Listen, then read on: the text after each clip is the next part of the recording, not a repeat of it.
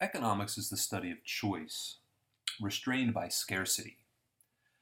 This is the core of all economics, the idea that people have to deal with this problem of scarcity, and it leads to the inability to satisfy all of our wants at the same time.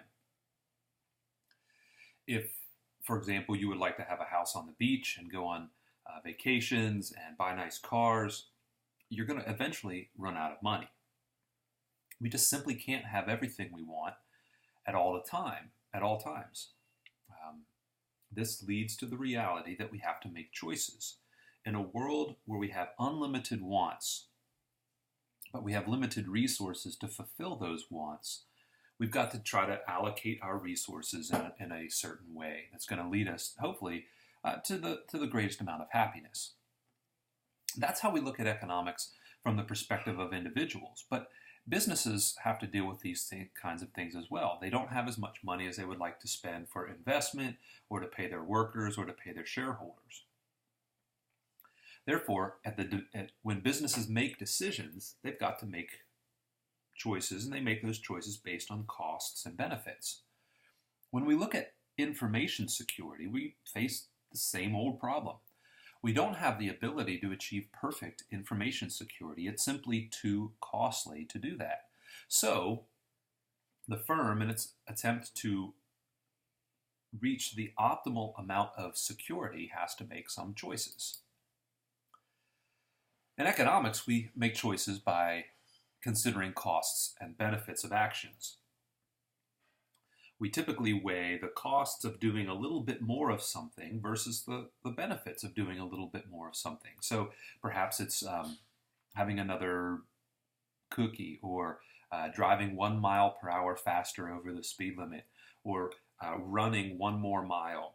What's the cost and the benefit? And we do this sort of naturally. We don't necessarily have to do this with any sets of data or any kind of crazy models.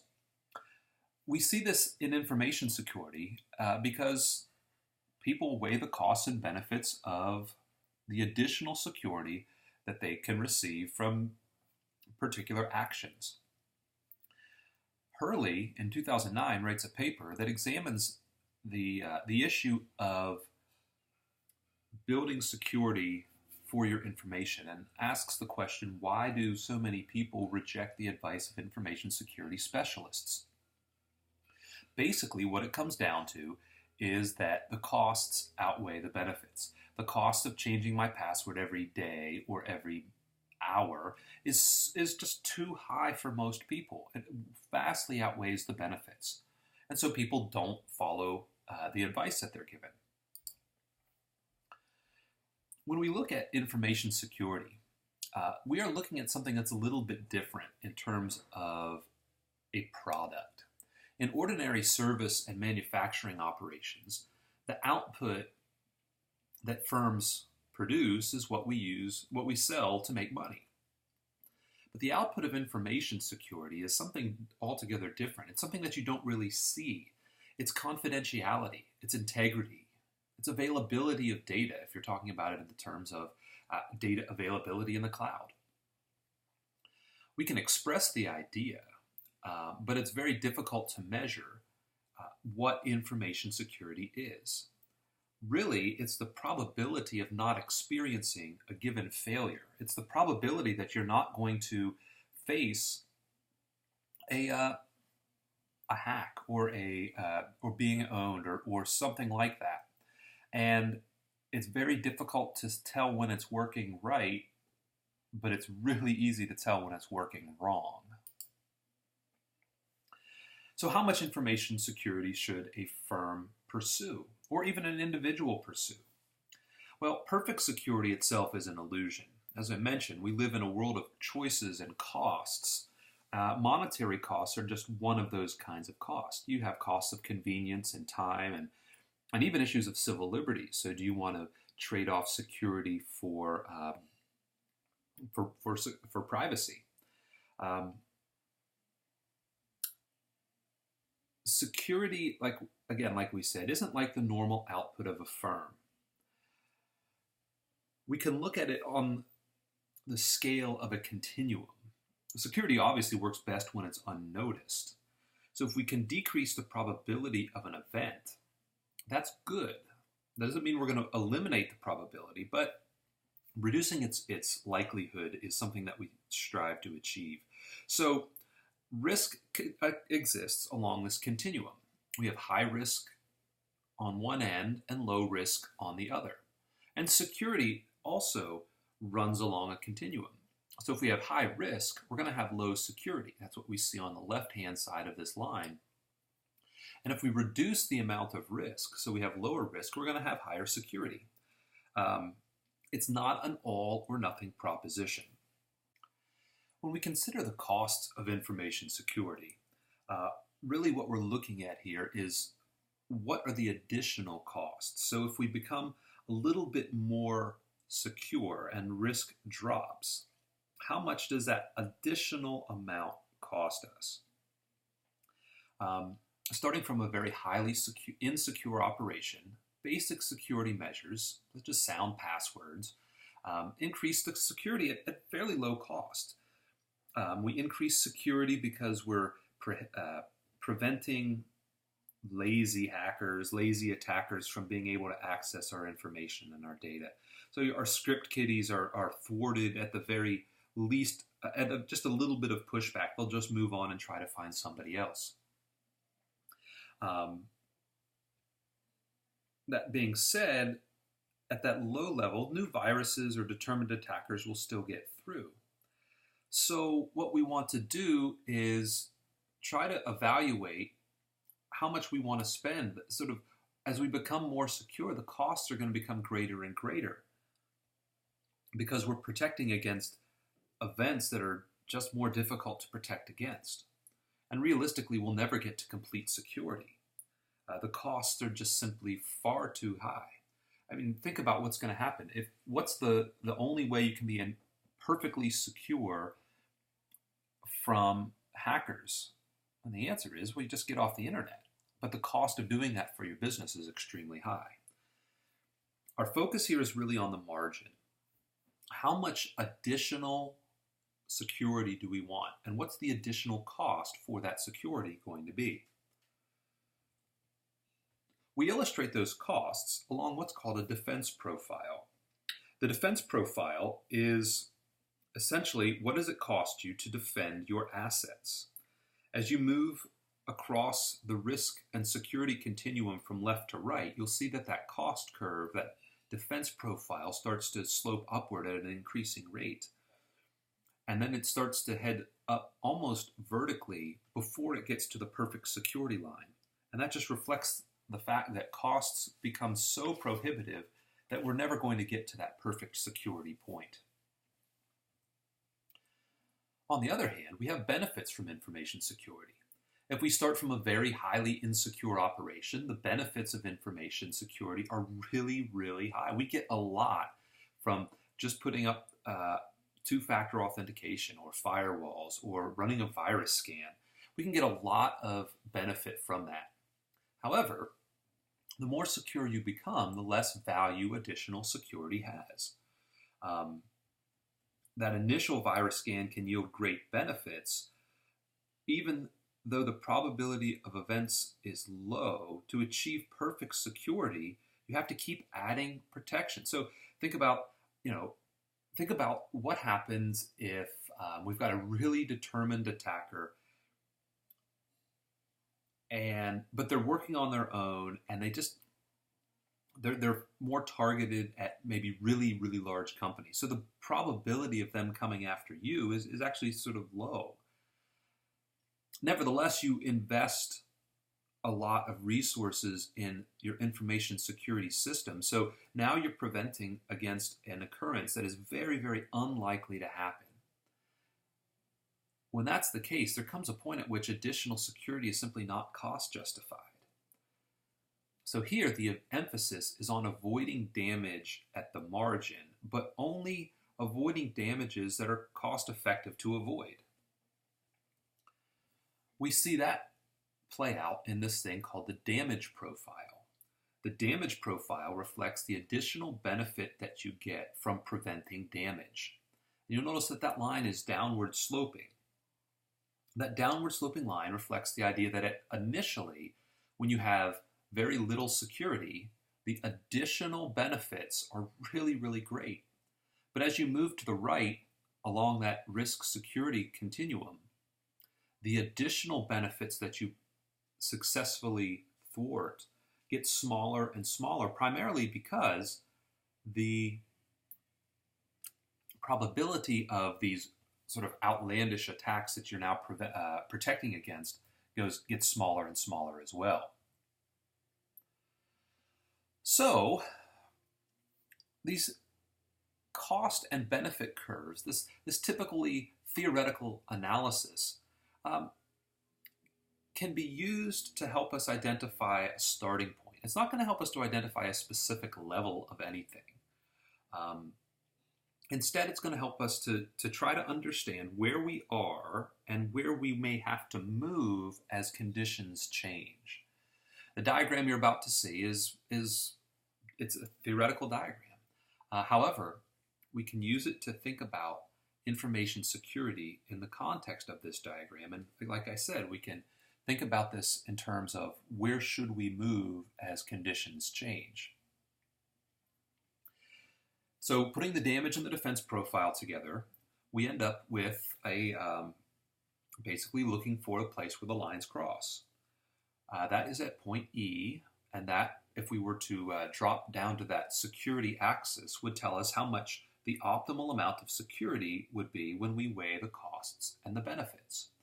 If we were to the left of point E, where the damage profile was above the defense profile, it would make sense for us to increase the amount of security we have because the damages prevented are greater than the costs of preventing them. If we were to the right of point E, then the defense profile is above the damage profile, and in that position, the costs of preventing damage is greater than the damage prevented. And so if you have too much security, in that case, you may want to scale it back. If you're to the left of point E, then you may want to ramp up security somewhat. Now, the problem for the model here is that identifying these curves is pretty difficult. It's actually rather theoretical. And using it to make specific decisions probably isn't worth your time. But it does help us to think about the optimal level of security, which is not perfect security.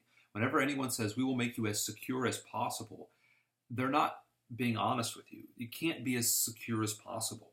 Safe as possible isn't a reality. There are well-reasoned, cost-effective measures that can be undertaken, but you always need to weigh the costs versus the benefits. Now, if that's all there was, this model would be kind of useful, kind of quaint, but not really all that practical. Unfortunately, what firms find is that they don't have control over the defense profile when an adversary acts strategically. Once you're at point E, in other words, you're probably not going to stay there. You have groups like Anonymous, you have state-sponsored cyber hackers. The world changes, and the curves are going to change as well as these conditions change. Developments and countermeasures can occur. Hopefully they do occur, and that can affect the costs of security or the defense profile.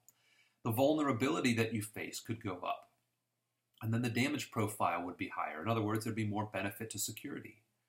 If the impact of the threat changes, that's going to change your damage profile as well. So let's take a look at a couple of situations here dealing with the changes in these curves. Let's say we're faced with a situation where you have an attacker who changes their behavior. So your outcome, your defense profile, is affected not only by what you do, but also by the behavior of your attackers. As they increase their efforts to hurt you, then the defense profile shifts to the left. In other words, it costs you more to protect yourself at each level of security. In this case, we have the strategic opponent, and then the equilibrium point, or the optimal point, shifts from the blue dot E up to the red dot E prime. So what do we see happening here? Well, we see that the amount of security that is optimal actually goes down, and the costs of that security, noted by that dollar sign there on the y-axis, that dollar sign indicates that the costs of security also rise. If that defense profile shifts to the left, it's a reflection of either the strategic opponent or perhaps just the costs of running the business. Maybe your infosec employees want higher wages, or there's some new technology that's really cool and really advanced, but also really expensive. If the costs fall, in other words, if there's maybe a new technology that makes detection easier and it's cost effective, then the defense profile would move to the right, meaning that you have more security at lower costs. And that's what we see here. We see that defense profile shift to the right, and so our optimal moves from the blue dot E to the red dot E prime. Well, what about the damage profile? Well, probably the biggest thing that affects the damage profile is when there's a change in your vulnerability, or when there's a change in the impact of your assets being stolen or hacked. In this case, what we're talking about is the value of your assets. Are they now more valuable? The launch codes, for example, during a war. If you're sort of just at peace, there's no issues. The codes to launch the nukes, they're protected, but if you go to war, then your adversaries become much more aggressive, and as a result of that, the value of those codes increases. So the damage that you are protecting against would increase. That would shift your damage profile there to the right. If you have more offsite access, so this is one of the issues a lot of firms face. How do I protect my assets if I have workers who are working from home and can log in remotely, or if they're bringing their own devices to work? It increases the damage likelihood, increases the damage probability, and that because you're more vulnerable, and the damage profile would shift to the right, suggesting more security would be on tap or would be in order.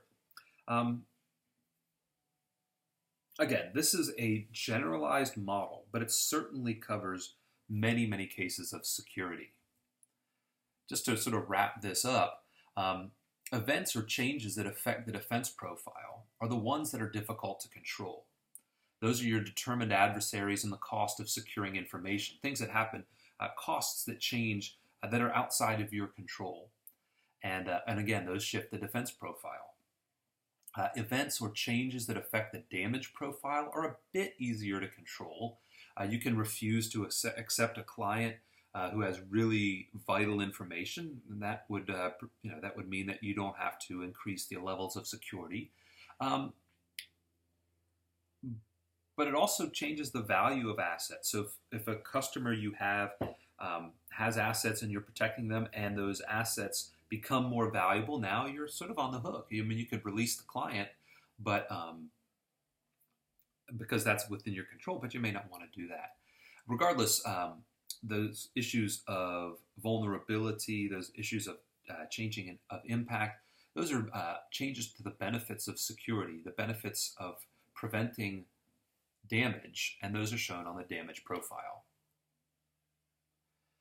As far as information security is concerned, sound decisions about risk and security require some consideration of the security optimum. How much should you have?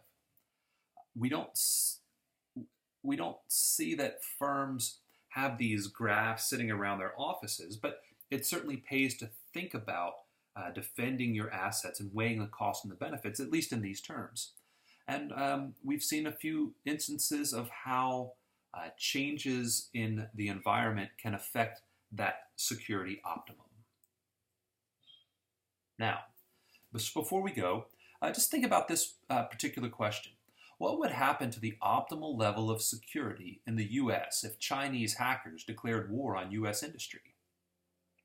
Would the defense profile shift and security increase? Would it shift to the right?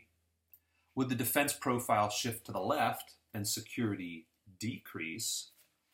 Would there be a shift in the damage profile? Would the damage profile shift right and security increases? Or would the damage profile shift left and security decreases? So think about that for just a minute.